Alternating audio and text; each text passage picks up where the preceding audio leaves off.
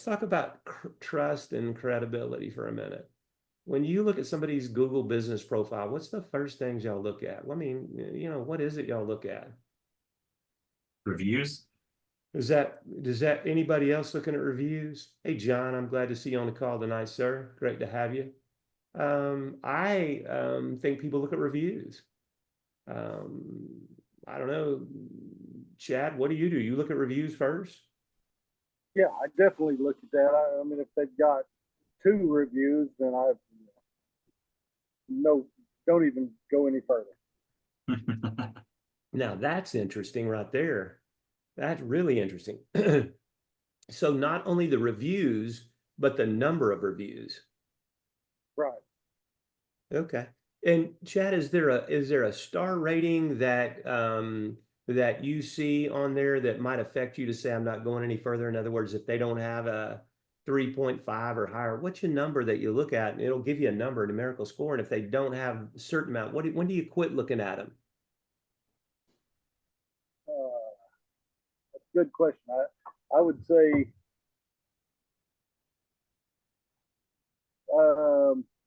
normally if it's 4 to 5, then I don't even read the reviews. If it gets to the 3s, then I start reading the reviews and I see if they're kind of silly. Like, well, they didn't bring my drink on time.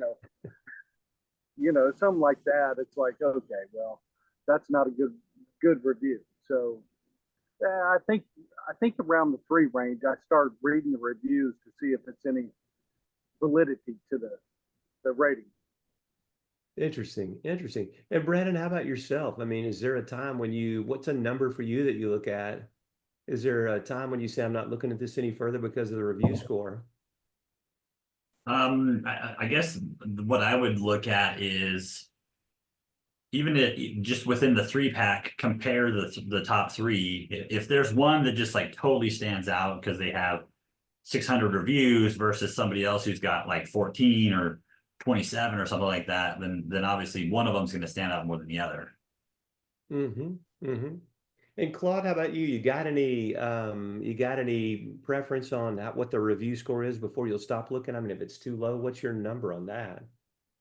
But usually, I usually look at it if it's below 3.5, I just stay away from it, and just if I do go below that, like the other gentleman said, it's just really to see what some of the complaints, unusual complaints are. Sure, But I try sure. to stay above that. I kind of think the way I look at it, and we'll get to John in a minute, but I'm gonna ask John, what do you think, John? What's your number? I mean, when do you quit looking?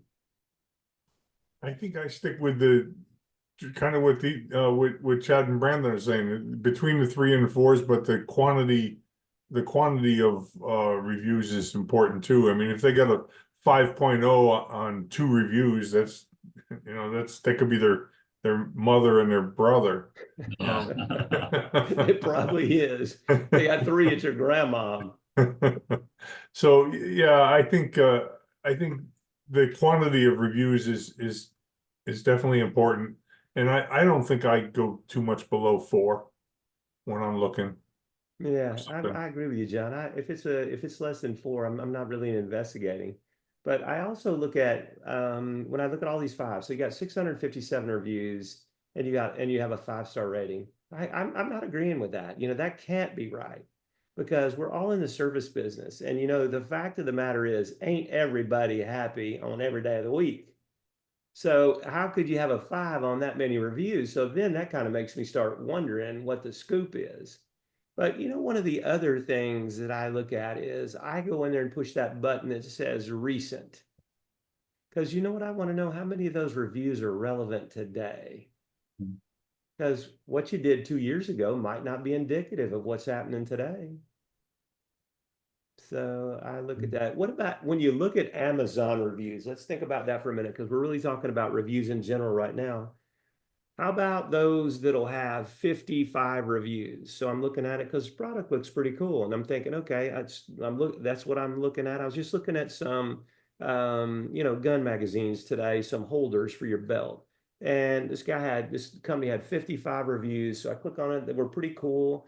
I said, it's they're double stacks. It was everything I was kind of interested in. Price was competitive, but it said when I clicked on the 3 reviews, none of those matched.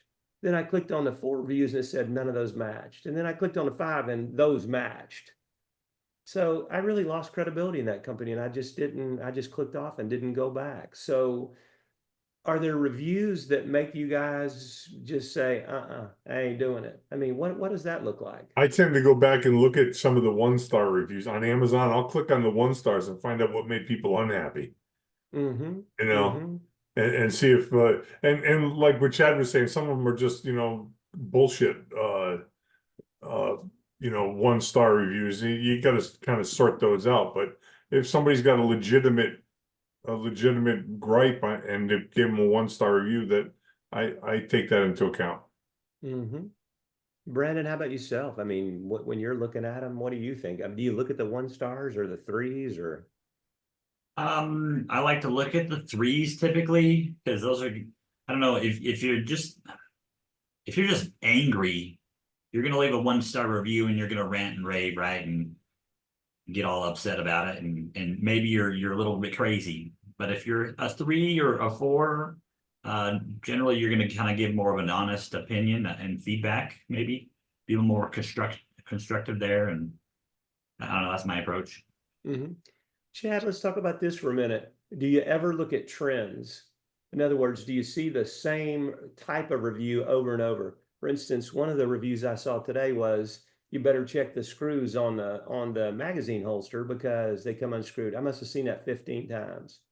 That tells me the screws are loose and they need some help. You know what happens is I wasn't interested in that. So do you look for trends when you read reviews? Well, I would have to say that I'm not that good on reading reviews. Gotcha. So I'm just like, if I'm out of town and I don't know where I'm going, I want to find a restaurant. That's when I'm reviews. That's when your wife reads the reviews and tells them to you? Yeah, you're right. She does that. Yeah. That's the way it happens at our house. We're on the road. Beth is reading it and telling me the reviews. I'm like, well, I don't care about the cuisine yet. I'm interested in the reviews, what kind of whatever. But I don't care about the menu items yet. But then I'll say, look at the recent reviews. In a restaurant, you're only as good as the meal you served yesterday. So that's kind of a hard thing. But for just other types of consumer goods, they do it. So let's talk about that 5-star thing. If you guys have a bunch of reviews and all of you have a bunch of reviews, but they're all 5-star, do you think that causes the consumer some concern? I would think so. Yeah, I would think maybe potentially you're thinking, well, why are these guys so perfect? Mm-hmm. And I don't think, as much as you hate having a negative review or some negative feedback come in, I do think it does humanize you a little bit more, so you're not so robotic and perfect, and maybe that's something to consider there. Well, the reason why Brandon's saying that, he has over 600 reviews and he has a 5.0. Yeah, he's a fibber. he's probably paid the damn customers to give him a review. Let's call it. But that's on Google, and you have no way to do anything on Google to change that. So that's great. We do have a few negatives, but they've been buried. They're long buried. And John, I'm calling the review police on Brandon. Good job, Brandon. Yeah. Brandon, if you need some help, I can come on there and leave a review for you. Oh, yeah. Chad will give me a negative review, huh? That a boy. I saw if you could ever want a negative review, this was the best negative review I saw about a home inspector the other day. It was a minute ago. The review, this person came on and was ranting and raving about the home inspector. And it turned out, after they went through this litany of things, that it was the listing agent. And so anyway, so this guy comes on and types in, I'm hiring this home inspector because the listing agent hated him. And then he went on to say, this guy is a truth teller. So it was like, oh yeah, baby. And I said, don't take that review down. I'd try to push that to the top. That was the best negative review I ever saw. But I think, I think one of the things that not just home inspectors fail to do, but when you get a negative review, they don't really respond. You don't really respond to it. Yeah. I know I've written 1,000 responses for home inspectors over my career because you guys get pissed off and gonna say things that might not be right. I got no dog in the fight, so I can write a review that's not neutral. You know what I'm saying? Yeah. You And helped it's me like, with one last year, and I the was, people, and they pulled it down after that. I was just yeah. about to say that. Yep. Good job. Thank you for saying that, John. So, I'm a neutral party to the whole thing. So, I'm not upset about it. I'm just going to try to help my client. That's it. One other point that maybe going off what Chad was talking about, his wife reading his reviews, Mhm. On Google at least, you can go in and kind of see if there's like trends, you brought that up, trends. And so certain keywords, it'll key in on those and allow you to actually filter out based on those words. That's one thing that I use actually often if we're going out for dinner or something. And I'm not sure what to order, I'll pull that up and see if there's something that people just like keep raving about on their Google, if it's like a burger or a rack of ribs or whatever. And so I'll click on that and see, what people are saying about those. And so that's another tool that I've used.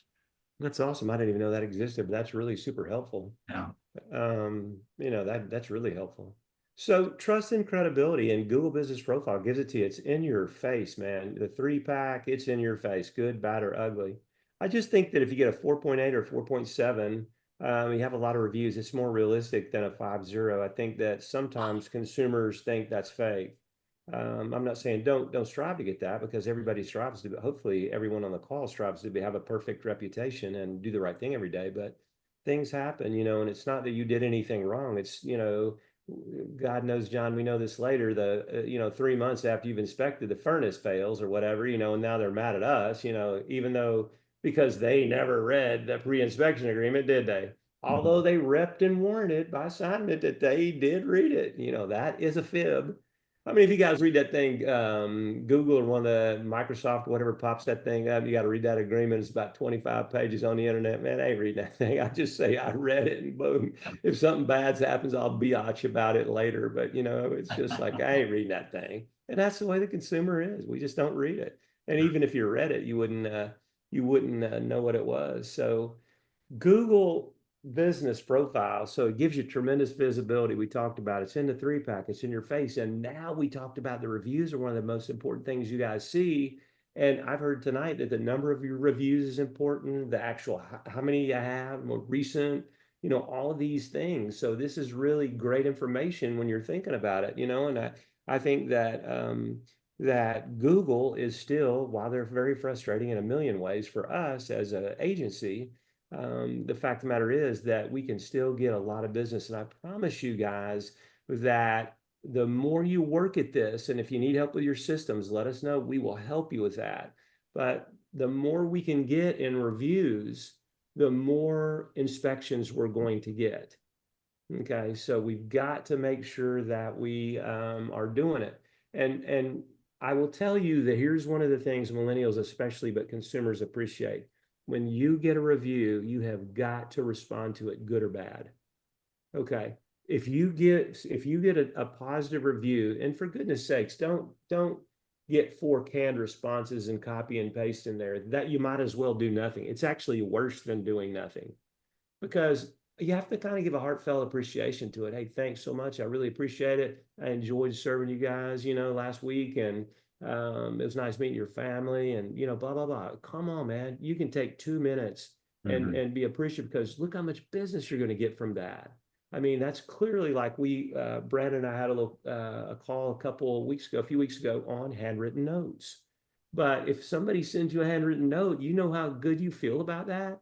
Same way when somebody responds and acknowledges that they've taken the time to give it up for you, then that's a big thing, and other consumers recognize that. So the way to improve your trust and really your credibility is to answer positive reviews and, of course, negative reviews in a professional manner. And we can help you with that as well if we need to. Just a little side note and a little pro tip for those interested. We've actually got a really great system that's really kind of churning and burning for us, and we're getting anywhere between I don't know, 7 and 10 reviews every week or so. So we're turning about, I think we had 30 to 40 reviews last month, which is awesome. But it is turning into a little bit more of a chore to go in and respond to those. So we've actually got we've trained ChatGPT. We'll just copy that review in there and tell it to respond to it, and then copy that out of there and post it in there. I don't know if it's a good idea, but it's really increased the way that we're responding to them, because it turned into this canned response of like, thank you so much, we appreciate that. But we've actually trained the AI to respond to anything specifically they mentioned in that. So if they mention one of our inspectors, the response will include his name, something about the report, we'll respond to that as well. So kind of a cool little way to do it. It's one of those automation tasks to go do it. And, I think what happens is pretty soon people, they haven't learned it yet. They'll learn how to recognize machine learning and machine language. There's other platforms that do a better job of that than ChatGPT, but it's still a good first start. Also, Google is recognizing AI. They have detectors that can tell what's AI and what's not. And they haven't mentioned using that for responses for reviews yet, but they have mentioned it on articles. If you're publishing using machine learning with AI and all, and you're publishing there, they can detect AI, and then there's some SEO issues for that. So until they catch it, it's probably a good little way, but I would just be super careful. But the best way to do it, excuse me, can I is ask just you a to question respond. about that? Sure. Ken, just before you go off, if you use ChatGPT to write an article, but then you edit it and then post it, is it still considered a ChatGPT article?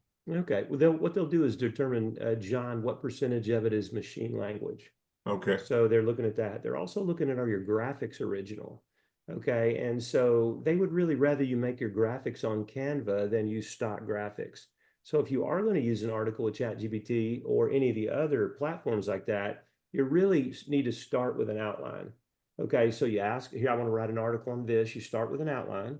And then what happens is from that outline, you build the components from chat. So you say, based on this, I'd like for you to write a 300 words or whatever. Don't say number of words, a piece about this.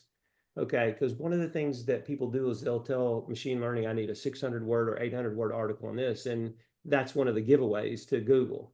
And isn't that really hypocritical, because Google has BART and they're using machine learning in everything they do. Look at the responses that you're getting now. AI is giving you the initial response. So that's pretty rich. They can use it, but they're penalizing users for using it.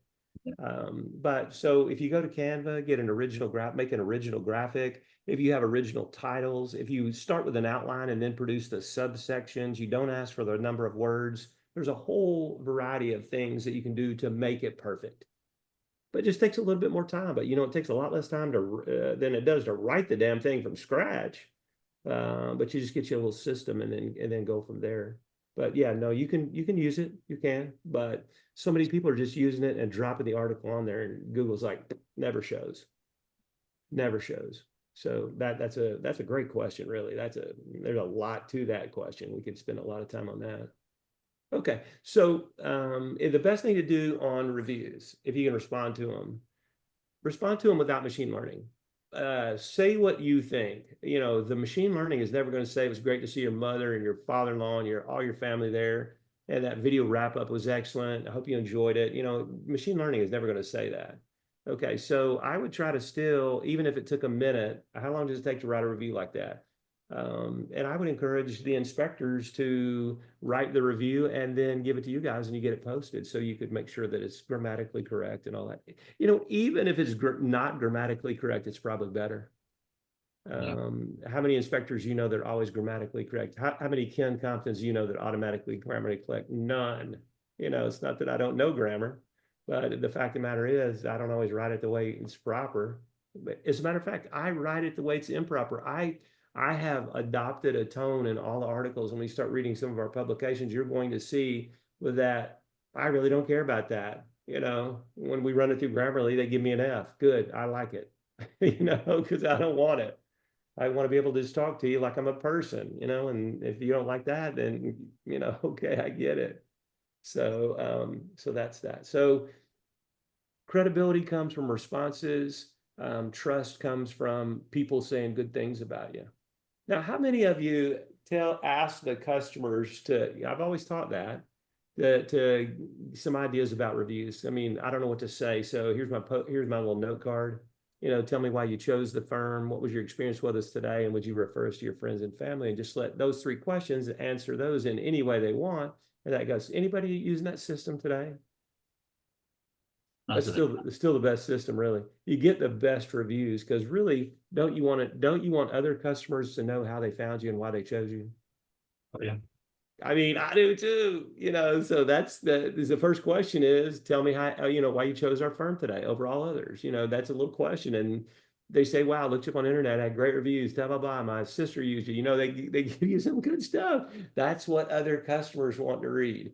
And then you say, what was your experience with us today? And, then they just say, one of the things, we had a great inspection, Brandon did this, or John did this, or Chad did this, or whatever. And they go off on all this stuff. And then would you refer us to your friends and family? And, I'm going to refer you to everybody, this, that, and the other. And it goes on. That's the perfect review. How many of you read reviews do you guys, when you read a review and it's helpful, do you mark the helpful button on Amazon and other places? Do you mark the helpful button? I've not been in that habit now. I've seen it though. I do it all the time. I do it all the time because you know what happens is, if you say it's a great product, that doesn't tell me anything. What does that really mean? But if you tell me the screws were loose and it's a great product, it fits your double magazines, and they were fairly tight and didn't fall out, but the screws were loose and it was very hard to get the magazine holder off of your belt. That's helpful. Now I'm like, okay, so if I buy that, I can expect it. And when I said to you, I look at trends, if 15 people say that out of 100 reviews, that's a real issue. I don't want that. Okay, so pushing that helpful button. How many of you write reviews? Anybody? On occasion, I'll do it now. I write them all the time now. But I reviewed 6 products on Amazon yesterday. It popped up. I love the products. You know what? Boom, I'm telling people about it. And I'm writing helpful reviews, and I'm not using machine learning. I'm just telling you what I felt, what was my experience with the product. So that's it. So, and I'm one of those, what do you call them? Local guides, where, you give so many reviews on Google to local businesses that help you. But man, if somebody does a great job, I'm telling the story, because so many people do a shitty job, and if they do a terrible job, I don't usually say it, I should. But somebody that does a great job, I mean, we had our windows professionally cleaned in the house, inside and out, and screens and everything yesterday by a gentleman. And I don't know what his name was. Beth got his card, but I'm gonna leave him a fabulous review. The guy was great. He came in, did a great job. He was super personable. It was quick. He explained the process really nicely. And, you took a minute to pet the dogs and talk to them, and, then went on and did it. It's just fabulous. So you get a good review from me. So I would encourage you to think about, get in the habit of writing reviews. Baby boomers are the worst. We're the worst. We expect you to have good service. If you don't, we're going to tell you, but boy, you better have good service, because we old. We ain't writing no shit out there on no damn reviews. Do any of you write reviews for realtors? Oh, I'm not going there. Would they have to do something good? Well, I had a realtor gave me a nice 5-star review and so on. And she was like, well, I hope you'll reciprocate. And I'm thinking, I only met you once, but I wrote something polite. Give her a 5-star review, He was a nice person. Yeah. I saw we always enjoy yesterday. working with your clients, Yeah. What else can I say? I saw Mary yesterday and her hair looked real nice. Yeah, I'll tell you, I don't know. That's a pretty wild thing, isn't it, John? I don't believe I've ever had anybody ask me for a reciprocal. I've had them ask me for a reciprocal backlink, but I never had them ask me for a reciprocal review. I mean, it makes sense. You could have gotten a reciprocal review for thanking her very much on the review that you did, but I get it. I mean, the world thrives off reviews. Truthfully, it's the currency on the internet. It's the currency, not crypto, but reviews. All right. Well, I'm learning a lot from you guys. It's pretty interesting.